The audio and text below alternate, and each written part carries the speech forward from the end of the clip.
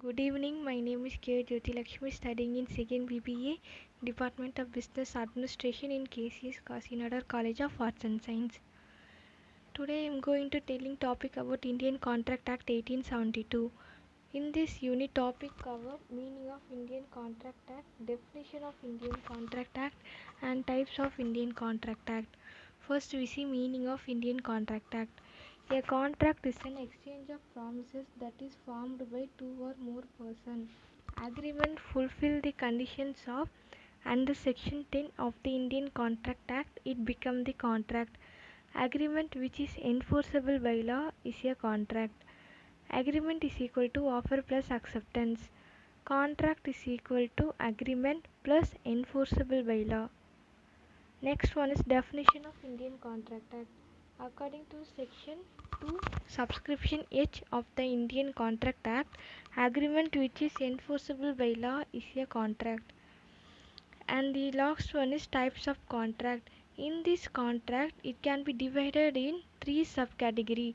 First one is on the basis of validity, and the second one is on the basis of formation, and the third one is on the basis of performance. First we see on the basis of validity. In this basis of validity, first type is valid contract.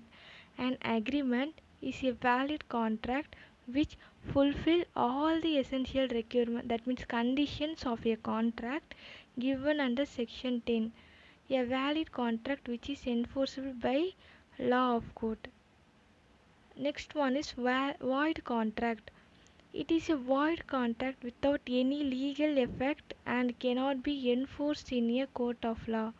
According to section 2, subscription J say that a void contract is a contract which ceases, that means break, to be enforceable by law of court. Next one is voidable contract.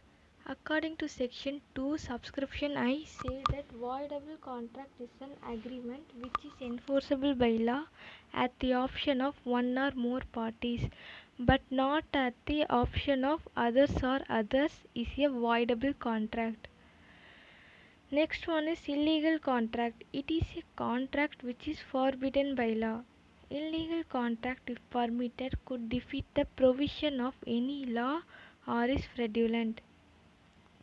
Next one is unenforceable contract. An unenforceable contract, it means where a contract is good in substance but because of some technical defect like absence in writing, barred by limitation, etc., one or both parties cannot sue upon it is described as an unenforceable contract. Next one is on the basis of formation. In this type, first one is express contract.